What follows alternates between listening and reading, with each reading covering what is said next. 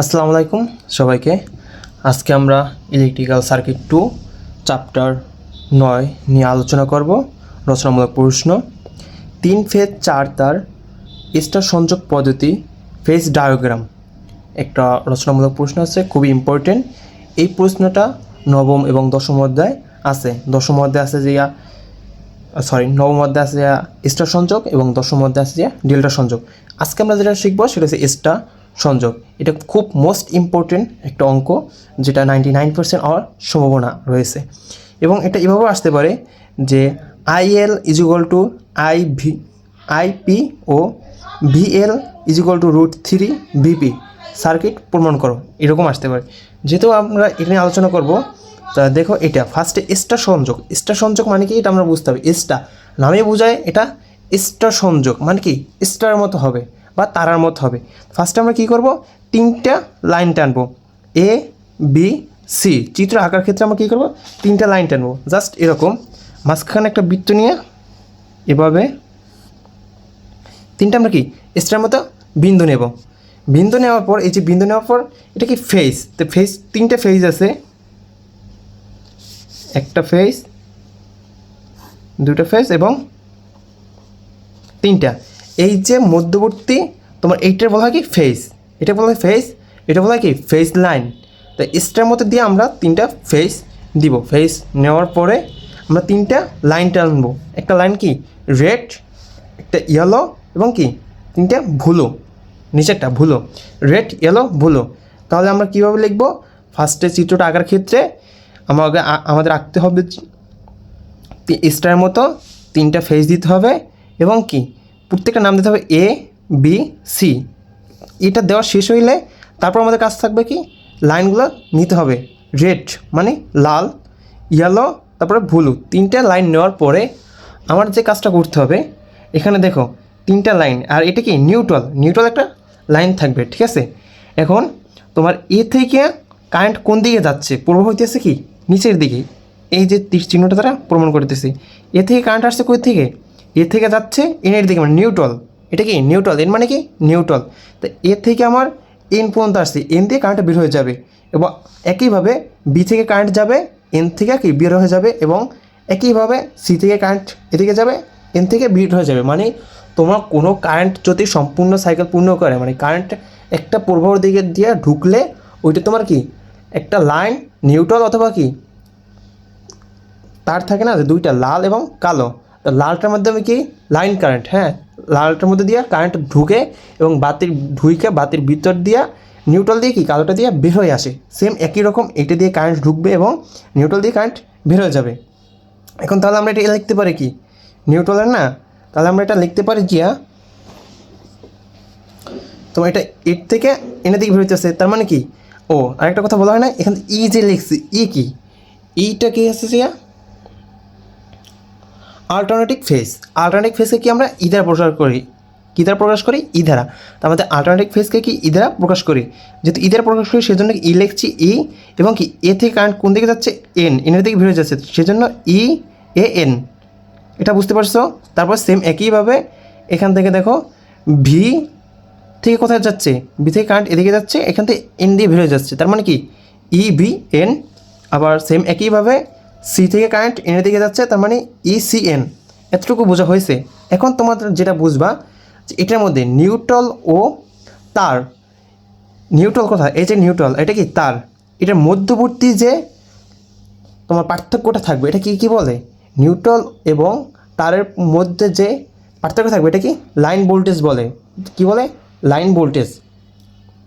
এবং এই যে একটা তার আর একটা তার, এটা যে এটার মধ্যে পার্থক্যটা কী বলে, ফেজ ভোল্টেজ বলে। এটা কি ফেজ ভোল্টেজ। তার লাইন ভোল্টেজ কাকে বলে এবং ফেজ ভোল্টেজ কাকে বলে আমরা শিখলাম, ঠিক আছে। এবং দেখো এখানে কি আছে, আমার এ থেকে পার্থক্য আছে কি এ থেকে বি পর্যন্ত পার্থক্য, সেই জন্য কি এ বি মানে এ বির মধ্যে পার্থক্য। আবার এখানে কি আছে এ থেকে এটা এ লাইনে না, তো এ থেকে পার্থক্য আছে কি বি পর্যন্ত, হ্যাঁ সেই জন্য আছে কি এটা সি। এখানে দেখো এইখান থেকে সি, তাহলে এ থেকে সি হবে, তো EAC। সেম একইভাবে এটা নিচে দেওয়া হয়েছে। তাই এক্সট্রা চিত্রটা আমরা বুঝলাম। এখন আমাদের যে মোস্ট ইম্পর্টেন্ট চিত্রটা বুঝতে হবে, সেই চিত্রটা হচ্ছে কি এই চিত্রটা দিয়ে কি আমাদের মূল অঙ্ক থাকবে। তো এই চিত্র ফার্স্ট স্টেপ তোমরা কীভাবে করবা, একইভাবে উপরে এইভাবে চিত্র আঁকবা। হ্যাঁ, সরি আমারটা একটু বাঁকা গেছে। হ্যাঁ, এভাবে আঁকার পর এই যে দেখো 3টা লাইন আছে, কালো যে দাগ দেওয়া আছে 1টা 2টা 3টা, এই 3টা নেওয়ার পর 3টার নাম দেবা কি EAN। EAN কোথা থেকে পাচ্ছি আমরা, এই যে উপরে দেখো এই চিত্র দ্বারা EAN মানে এইটার নাম দিবা, তারপরে এখানে যেটা থাকে এটা C দেখতে পাচ্ছ, এখানে EAN, তারপর আসলে কি VN, তারপর কি CN, 3টে নাম দেওয়ার পর মাথায় রাখতে হবে এটা কি তোমার একটা বৃত্তর মান হচ্ছে যে 360 ডিগ্রি। আমরা এটা 3টা ভাগ করলে প্রতিটা কত করে পড়ে 120 ডিগ্রি মান পড়ে, 120 ডিগ্রি মান হলে ঠিক আছে, এটা আমরা 120 ডিগ্রি সেই জন্য লিখছি। এখন তোমরা যে কাজটা করবা, এই যে দেখো প্রতিটার বিপরীত, দেখো ফার্স্টে আমরা এই লাইন টানার পর এটার বিপরীত মনে করো এগুলো নাই। হ্যাঁ, এটার বিপরীত কোনটা আছে, এইটা, তো এখানে আমি ডট ডট দিয়ে লাইন নেব না। লাইন নেওয়ার পর এখানে কি হবে, এটা আছে কি প্লাসের, এটা বিপরীত হবে কি মাইনাসের, -EAN, বুঝতে পারছো তোমরা, -EAN সমান সমান, এটা আমরা জাস্ট ঘুরাই লিখলে উল্টো লিখলে হয় কি মাইনাসটা প্লাস হয়ে যায়, তার মানে EAN। সেম একইভাবে আমরা এইটার বিপরীত এখানে যে লিখছি ডট ডট দিয়া -ECN =ENC, তখন তো মাইনাস দেওয়া থাকা লাগে না যখন এটা ঘুরে গেছে। তারপরে সেম একইভাবে এটার বিপরীত এখানে, তাহলে এটা কি আছে EAN, এটা বিপরীত দিয়ে গেলে হবে -EBN কি ENB। সেম এইভাবে নিয়ে 3টে নিয়ে আমরা কি করব, এই যে তোমরা এখানে এটা মিলানোর সময় ম্যাক্সিমাম যেটা ভুল করি আমরা, দেখো মনে করো এইটু নাই। হ্যাঁ, তো তোমার এখান থেকে মূল লাইন থেকে কোথায় বের হয়েছে, এই যে দেখো এইটা বিপরীত এটা না, তো মূল লাইন থেকে এটা বের হয়েছে। আমরা ম্যাক্সিমাম যেটা করি এইটার সাথে এইটা যোগ করি, কখনো এই ভুলটা পরীক্ষার সময় করা যাবে না। ম্যাক্সিমাম আমরা যে স্টুডেন্টগুলো ভুল করি, ঠিক আছে, তো এইটার সাথে যোগ করতে হবে এইটা, এখানে এইটার সাথে যোগ করতে হবে, তার মানে এইখান থেকে ডট ডট দিয়ে এখানে না, তারপর কি এই ডট ডট এখান দিয়ে কি এইটার সাথে এই প্রান্ত কি যোগ করতে হবে। সেম একইভাবে এই প্রান্ত এবং কি এই প্রান্ত, 3টা প্রান্ত কি একইভাবে আমার কি যোগ করতে হবে। যোগ করার পর এইটার নাম আমরা কীভাবে দেব সেটা দেখো, এখানে কি আছে তোমার, এইখানটা একটু খেয়াল করবা। হ্যাঁ, এখানে আমার কি কমন আছে, এখানে একটা আছে, এখানে আছে, তার মানে কি আমার কমন যায়, কমন নিব। তারপর কি এখানে আছে কি AN, এখানে আছে কি BN, তো আমার এখানে কি NN কাটাকাটি করতে পারি, একটা N কাটা একটা N কাটা থাকে কি AB, তার মানে AB আমরা লিখছি। সেম একইভাবে এটা আমরা লিখবো, এই যে দেখো এখানে আছে কত EBN, এবং এখানে আছে কত খেয়াল করো ECN, তো এখানে কি কমন যায়, কমন নিচ্ছি, তারপর থাকে কি NN কাটাকাটি যায়, তারপর থাকে BC। সেম একইভাবে আমরা 3টা বাহু নিব। 3টা বাহু নেওয়ার পর হইলে আমরা কি যোগ করে দেওয়া তো শেষ আগেই। তারপর এখানে একটা কি আমাদের যে মান 120 ডিগ্রি আমরা কি করছি হাফ করছি, তার মানে কত 60 ডিগ্রি। 60 ডিগ্রিটা যদি আমরা হাফ করি, এটা যে যোগ করলে কি হাফ হয়ে যায় না, তার মানে কি 60 ডিগ্রি হাফ করলে কত হয় 30 ডিগ্রি, সেই 30 ডিগ্রি এখানে। ওকে, এই চিত্র তো কারো কোনো সমস্যা নাই। এখন আমরা কি ম্যাথে চলে যাব। এই দেখো ম্যাথ হয়েছে জাস্ট এভাবে, এখানে কি এই যে ম্যাথ, এখন এখানে কিচ্ছু মুখস্থ করা নেই, জাস্ট কি আমরা বুঝবো, এটা কি বুঝলে একবারে ইজি, ঠিক আছে।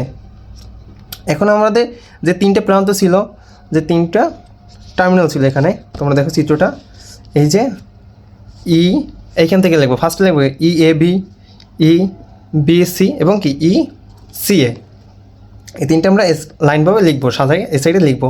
এই যে দেখো এখন আমরা যেটা করব, এই চিত্রটা দিয়ে এটা লিখবো। তাহলে আমরা এখানে কী কী লিখলাম তোমরা একটু দেখো, EAB, EBC, ECA, মানে ওখানে 3টে বাহু ছিল, 3টে বাহু দিয়ে কি আমরা লিখছি। এখন তুমি দেখো এইটার সাথে সবার সাথে কি কমন যাবে, সবার সাথে কমন, তো ফার্স্ট হবে EAN, তারপর এটা কি বিপরীত হবে EBN, ঠিক আছে, এটা লিখছি। এখন সমান সমান ইজিক্যাল টু আমরা কি লিখতে পারি EAN, এটা ঠিক থাকবে, সেম এটা ঠিক থাকবে।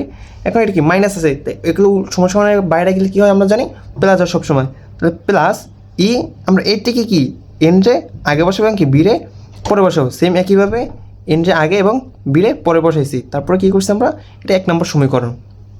দ্বিতীয়টা কি EBC, সেম একইভাবে এর সাথে কি কমন থাকবে সবার সাথে EBN - ECN।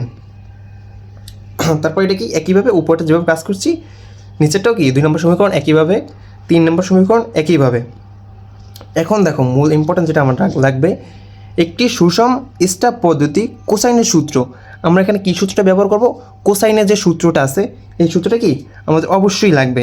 তো কোসাইনের সূত্রটা কি আমরা সবাই জানি, আর যারা জানো না তারা কি শিখবা। এবং কোসাইনের সূত্র হচ্ছে যে a square plus b square plus 2ab cos কত থিটার মান কত 60 ডিগ্রি। হ্যাঁ ঠিক আছে, বা এখানে 60 ডিগ্রি থাকতে পারে বা 60 ডিগ্রি ধরে নেবে, আমরা যেটা ক্ষেত্রে 60 ধরে নিছি। তো এখানে তোমরা কী করবা, এই 2 লাইন লেখার কি দরকার নেই, এই 2 লাইন লেখার দরকার নেই, জাস্ট তোমরা এখান থেকে লিখবা। ঠিক আছে, 2 লাইন লিখলে বড় হয়ে যায় এটা কইরা। এখানে তো আমরা কী লিখবো, এখানে এবি তো আমাদের কি এই যে ফার্স্টে এবি না, এটা নিয়ে কাজ করতে হবে। এটা নিয়ে কী করবো, জাস্ট আমরা এখানে লিখবো এবি। তো সূত্রটা কি তোমাদের বলছি, তাহলে সূত্রটা কি আমার এখানে দেখো, এখানে কি a root a square plus b square plus 2ab plus cos theta থাকতে পারো, অথবা কি 60 ডিগ্রি মান দিতে পারো তুমি। তাহলে আমরা সূত্রটা অনুযায়ী এখানে প্রয়োগ করবো।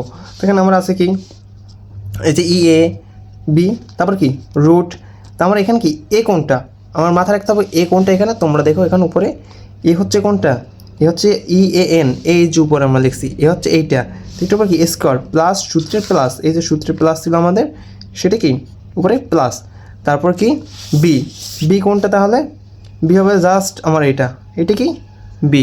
তাহলে এ এবং বি পেয়ে গেছি, তার মানে কি করতে হবে root a square plus b square plus 2, এ কোনটা আমার এইটা, তাহলে এ ইন্টু কি বি কোনটা এইটা বি কস 60 ডিগ্রি। ঠিক আছে, এতটুকু তো কোনো সমস্যা নেই। সেকেন্ড টাইম আসি, এখন বলতে পারো ভাইয়া এই মানটা পাইছে কোথায়, আমরা সুন্দর করে খাতার পাশে নোট করে নেবে এরকম, হ্যাঁ, যে EAB সমান BL, এটা আমরা লিখতে পারি। ঠিক আছে, অথবা আমরা এটা লিখতে পারি এইটা এবং এই দুইটা, এটা তোমাদের লাগবে না। ঠিক আছে, এটা হচ্ছে EAN সমান ENB ইজিক্যাল টু কি VP, এটা আমরা লিখতে পারি। এর সময় এটা কি লেখা যায়, সেজন্য আমরা কি যে সময় তোমরা করবা সাইডে এরকম কি নোট করে রাখবা, বুঝতে কি তোমাদের ভালো হবে। তো আমরা কি এইটা তো এখানে দেখছি, এটা সমান লিখতে পারি কি VL, আমরা এখানে BL লিখছি ইজিক্যাল টু রুট দিয়েছি, এবং কি আমরা জানি কি EAN সমান কি VP, এই যে VP আমরা লিখছি। ঠিক আছে, দেখা যাচ্ছে এই যে VP এই সাইডে লিখছি, এটা সেম একইভাবে তাহলে কি স্কোয়ার প্লাস VP, এটা অনুযায়ী কি VP স্কোয়ার প্লাস 2, এই যে 2 এটা মানে কি VP রুট কমা VP cos 60 ডিগ্রি। ঠিক আছে, এতটুকু ক্লিয়ার। এখন হচ্ছে যে দেখো এটা কি BL এর জায়গায় থাকবে ইজিক্যাল টু রুটের মতো থাকবে।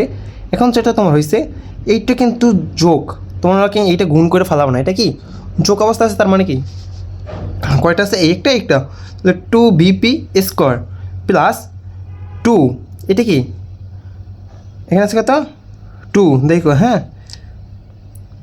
2, তাহলে 2 আমরা লিখবো একটা দুইটা, তার মানে এটা কি স্কোয়ার হবে, তাহলে 2BP স্কোয়ার cos 60 ডিগ্রি গেছে। এই লাইনটা তো কোনো সমস্যা নাই। এখন নিচের লাইনটা দেখো, এই যে BL আমার এখানে থাকবে ইজিক্যাল টু রুট, এভাবে থাকবে।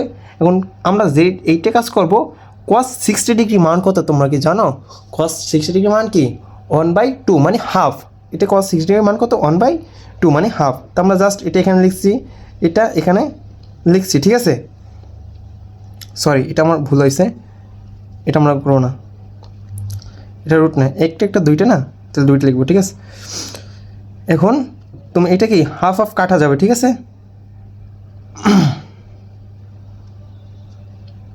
সরি এটা ঠিকই ছিল, এখানে এটা রুট হবে। ঠিক আছে, তো এখানে ছিল কি তো 60 ডিগ্রি আমরা এটা লিখবো।